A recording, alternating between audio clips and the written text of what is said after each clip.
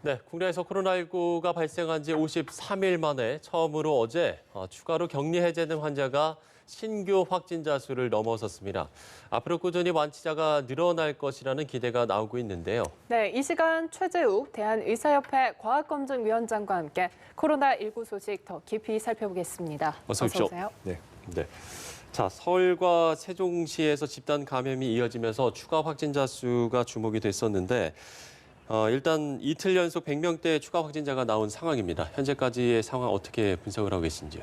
네, 아시다시피 지난달 29일 환자 수가 109명 신규로 발견된 이후 그 후로 계속적으로 감소해서 잠깐 증가한 것도 있지만 지금 100명대를 계속 유지하고 있는 이 추세는 앞으로도 계속 지속될 것입니다. 네. 또한 더 반가운 소식은 이제 신규 확진자가 110명이었습니다, 어제. 근데 이 완치돼서 격리 해제된 분이 177명입니다. 예. 즉 새로 유입되는 환자 수는 줄고 그다음에 완치돼서 나가시는 분은 이제 많아지는 이 상황은 계속될 거고요. 그러면 전체 환자 수는 앞으로 계속 줄어들게 됩니다. 그래서 이 부분은 굉장히 반가운 소식이고요. 예. 앞으로의 전망을 말씀드린다면은 이 최초의 신규 확진자가 폭발적으로 증가하지 않았습니까? 그 증가하는 속도만큼은 아니더라도 네네. 이 완치돼서 격리 해제되는 분도 급격히 이제 3주가 지났기 때문에 증가하게 될 것입니다. 그래서 전체 환자 수는 줄어들 것이라는 점에서는 굉장히 긍정적이고요. 다만 서울, 경기 지역의 이런 소규모 집단 발병 감염에 대한 가능성을 좀 예의 있게 주의해서 들여다보는 그러한 점만 주의한다면 큰 전망은 아주 긍정적인 신호가 발생했다 그렇게 생각됩니다. 예, 그런데 이번에 집단으로 확진자가 나온 이 콜센터 건물의 11층이 아닌 9층과 또 10층에서도 확진자가 나왔거든요. 혹시나 엘리베이터를 통해서 감염이 됐지는 않았을지 혹은 환기구를 통해서 번졌을 가능성에 대해서는 어떻게 보세요? 네, 그 점 질병관리본부도 역시 주의 깊게 들여다보고 있습니다. 예. 아시다시피 코로나19 바이러스는 접촉 감염에 의해서 발생하는 것이 대부분이지만 혹시라도 에어로졸을 통해서 공기가 전파를 통해서 환기구, 공조 시스템을 통해서 다른 사무실로 전달이 되거나 예. 밀폐된 그 엘리베이터 통해서 감염 가능성은 들여다보고 있습니다만 거의 대부분 밀접 접촉에 의한 접촉 감염이 제일 중요하고요. 예. 이러한 감염성이 발생하는 즉 공기를 통해 전파된 감염이 발생하는 경우 사실은 병원과 같은 특수한 환경에서 그동안 많이 발병했습니다. 예. 그래서 그 점에 대해서 아직은 크게 걱정할 우려라고 할 정도는 아닙니다만 혹시라도 있을 가능성을 충분히 들여다보고 있고요. 실질적인 위험성은 그리 크진 않을 것으로 생각됩니다. 예. 예, 그리고 이들 확진자들이 대중교통을 이용해서 주로 출퇴근을 했다고 하더라고요. 그런데 대중교통에서의 감염 가능성에 대해서는 어떻게 보고 계세요? 네, 물론 가능성이 있지요. 예. 그런 면에서 이제 그 여러 가지 이제 전문가들이 많이 얘기를 하셨습니다만 예. 이 점에서 제일 중요하게 들여다봐야 될 지점은 2m 거리 이내에 15분이라는 그 시간에 같이 있었다는 것이 굉장히 중요한 판단 기준일 겁니다. 왜 그러냐면 여전히 그 확진자와 가까이서 접촉하는 예. 경우만을 이제 제일 중요합니다만 그거 이외에 2m라는 거리가 얘기 나온 건 접촉하지 않더라도 2m 내에 15분 정도 같이 시간이 있으면 혹여 에어로졸 통해서 공기 전파돼서 호흡으로 들어올 가능성을 고려해서 만든 기준 아니겠습니까? 예. 그러나 아시다시피 지하철이든 버스든 대중 이 교통은 대부분 스쳐 지나가거나 2m라는 거리가 있지만 대부분 15분이나 20분이나 시간도 그렇게 길지 않습니다. 그래서 그러한 부분에서 이 감염의 위험성은 있다 하더라도 그리 높지는 않고요. 지금 알고 있다시피 이 마스크와 개인 손위생으로만으로도 그 감염 위험성은 실적으로 거의 줄일 수 있다. 그렇게 보시는 것이 합당할 듯합니다. 예.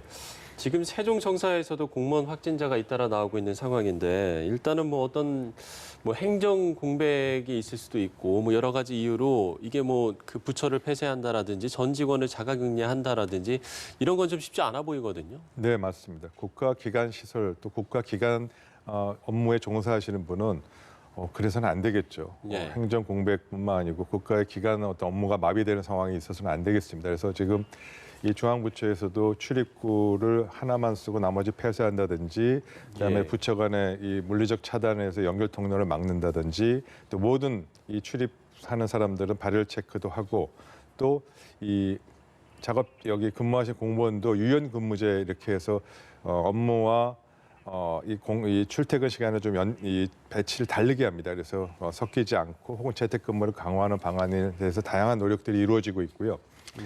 이런 부분에 있어서 좀 더 혹시라도 더 필요한 방역 대책이 있다면 적극적으로 보완해야 될 필요는 있습니다.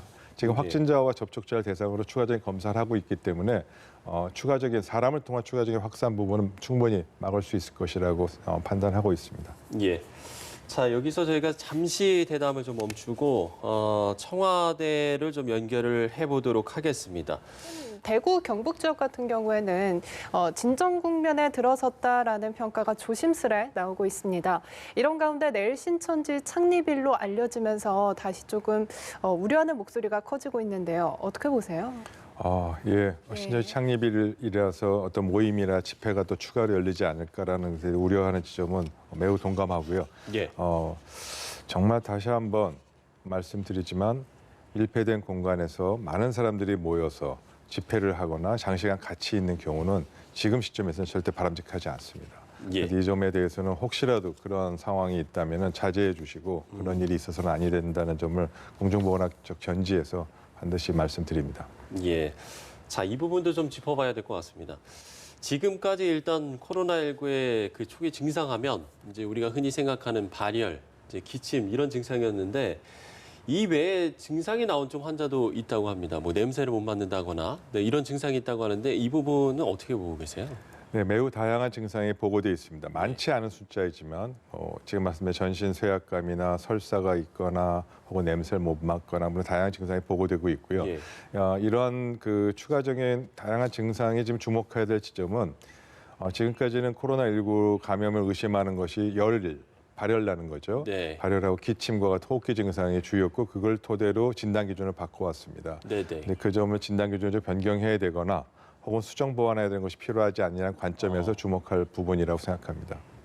예, 지금 코로나19 확진자가 자가격리 도중에 완치되는 국내 두 번째 사례가 나왔습니다. 네. 지금 특별한 치료가 없이 완치가 된 건데요.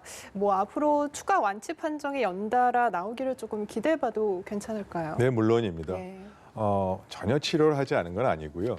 예. 뭐 필요하면 해열제 정도 예. 드시고 또 간단한 그 무슨 약국에서 구할 수 있는 그런 약으로도 충분히 치료가 가능한 것이 경미한 증상 아니겠습니까? 예, 예. 아시다시피 이 우리나라도 마찬가지고요. 중국도 마찬가지고 전체 환자의 81%가 이런 경미한 증상이고 입원 치료가 사실 필요하지 않은 그런 경우가 대부분이어서 앞으로도 이러한 그 자가격리 중에 완치자분은 계속적으로 나올 것이고요. 그러한 점에서 국민 여러분께서 좀 안심을 좀 하셔도 되는 부분이 아닐까 그렇게 생각해 봅니다. 예, 좀 그럼 좀 저희가 기대도 좀 가져보고요.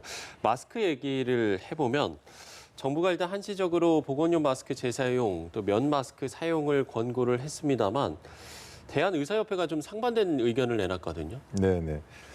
조금 다소 혼란을 드려 죄송합니다만 전문가 집단으로서 예. 그 과학적 견해에 근거해서 어떤 권고문을 내야 되는 입장에서 대한의사협회 의견은 좀 다를 수밖에 없습니다. 지금 그 의사협회에서 지금 얘기한 포인트는 두 가지입니다. 일회용 마스크는 일회용 마스크고 또 면 마스크는 실질적으로 바이러스 차단 효과가 거의 없기 때문에 이 부분을 공식적으로 권고하기 어렵다는 뜻이고요. 또 이런 지금 같은 상황에서 지역사회 감염이 우려되는 이러한 경우에 통상적인 생활에서도 마스크를 써야만 내 바이러스 차단을 막고 예방할 수 있지 않겠습니까? 결국 사회적 거리 두기가 그러한 입장에서 지금 열심히 운동하고 있는데 마스크 쓰지 않아도 된다고 얘기하는 것은 좀 안 맞습니다. 앞뒤가. 네. 그래서 그러한 차원에서 말씀드린 공고를 드린 거고요. 물론 행정적 입장에서 정치적 입장에서 지금 마스크가 전혀 없으니까 또 현실적으로 마스크를 못 구하는 상황에서 면 마스크라도 써야 되는 거 아니냐, 혹은 보건용 마스크라도 재사용이 가능하지 않느냐 그런 부분에서는 개인적 판단에 따라야 되고요. 또 그 부분이 효과가 없다고 말할 수 있는 사람은 아무도 없을 겁니다. 뭐 저 역시도 제가 마스크 전혀 못 구하는 상황이면 써야죠. 예. 재사용해야죠. 그러나 그러한 어떤 현실적인 필요성과 정치적 견해와 과학적 견해는 반드시 구분해야 되고요. 한시적인 상황이기 때문에 조금만 지나면 또 다른 이제 정상화되면은 그때 가서 또 뭐 과학자가 말을 바꿀 수는 없겠죠. 예, 그러한 측면에서 이해해 주시면 감사하겠습니다. 예, 그리고 지금 전국 유치원과 초중 고등학교의 개학 시점을 두고 조금 상반된 의견이 의견이 나오고 있습니다. 앞서 교육부가 개학일을 23일로 이제 미룬 바 있는데요. 더 연기해야 한다는 의견과 개학 연기가 좀 능사는 아니다라는 의견이 나오고 있는데 여기에 네. 대해서는 어떻게 보고 계세요? 네, 이 점 굉장히 중요한 지점입니다. 예. 그 학교 폐쇄 혹은 개학 연기 같은 얘기입니다만 이 학교 폐쇄 역시 사회적 거리두기의 하나의 방법입니다. 예. 사회적 거리두기는 학교 폐쇄, 직장 폐쇄, 재택 근무, 집회나 이런 행사, 대중 모임의 자제 이런 다양한 형태의 사회적 거리두기 방식이 있고요. 지금 경제적 파급 효과와 이 심각성가 날이 갈수록 커지지 않습니까? 그래서 이제 각각의 개별적인 사회적 거리두기의 하나의 방식 중에 학교 폐쇄 역시 효과와 그다음에 부작용에 대해서 이제 밸런싱을 해서 어떤 상황인지를 좀 보고 감안해야 될 지점이 왔습니다. 계속할 수는 없습니다. 예. 신종플루 사태 때 전 세계적으로 이 팬데믹이었습니다. 그 당시에도 예. 신종플루 사건 때 많은 국가에서 학교 폐쇄나 이런 다양한 사회적 거리두기에 대해서 효과성 평가를 했고 그러한 결과로 이 학교 폐쇄는 분명히 효과는 있지만 네. 4주에서 8주 이상 효과가 지속되지 그 이상은 효과가 없다라는 것이 전문가들의 권고입니다. 지난 우리가 코로나19 이 감염이 시작된 것이 본격적으로 시작된 것이 2월 달부터라고 생각하면 다행히 봄방학이었고 혹은 겨울방학이었습니다. 그래서 2월 한 달 그리고 지금 3월에는 거의 3주 연기했기 때문에 예. 더 이상의 효과라는 이 감염병 차단의 효과가 학교 폐쇄가 지속될 수 있겠냐는 점은 반드시 효과를 점검해 봐야 될 상황이고요. 그러한 측면에서 그러한 효과와 부정적인 이 측면을 밸런싱을 해서 신중하게 판단하는 것이 필요해 보입니다. 예. 자, 마지막으로 세계의 좀 코로나19 상황을 저희가 살펴보도록 하겠습니다. 지금 중국과 또 미국, 유럽 좀 모습이 좀 대조적인 것 같거든요. 네, 중국은 이미 많은 희생자를 네. 어쩔 수 없이 겪으면서 이제 안정이 돼가는 추세입니다. 네. 그러나 유럽과 미국의 경우는 이제 뒤늦게 이제 지금 감염이 지속되고 있지 않습니까? 분명히 차이가 있습니다. 팬데믹의 경우는 전 세계적인 전 세계 감염이기 때문에 막을 수는 없습니다. 그래서 40%에서 70%의 인구가 감염될 우려가 있다고 얘기하지 않습니까? 네. 핵심 포인트는 그러한 감염이 급속도로 증가돼서 그 나라의 의료 자원이 감당할 수 없을 정도가 되지 않는 걸 바라는, 즉 지연 전략의 최선의 방법입니다. 따라서 그런 지연 전략의 관점에서 유럽이나 미국은 충분히 어느 정도 지연 전략을 지금 효과적으로 달성했다고 보고요. 지연 전략이 효과적으로 작동하지 않느냐는 결국 치사율과 관련이 있습니다. 그래서 중국은 아시다시피 거의 치사율이 3.7%, 우한과 후베이는 4.5%였습니다. 그래서 굉장히 높았습니다. 그러나 이제 유럽이나 미국의 경우에는 그런 지연 전략으로 충분히 이 의료 자원이 적응할 수 있는 기간이 있었기 때문에 그 정도로 치사율이 높지 않을 것이라고 보고 있고요. 그러한 측면에서 앞으로 이 팬데믹의 상황에서는 이런 지연 전략을 효과적으로 어떻게 각 세계가 기술을 공유하겠느냐.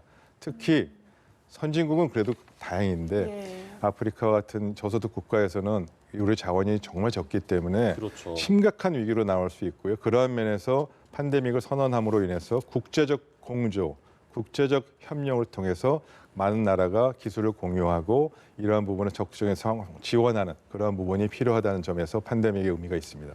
예, 알겠습니다. 지금까지 최재욱 대한의사협회 과학검증위원장과 함께 코로나19 소식 살펴봤습니다. 고맙습니다. 고맙습니다.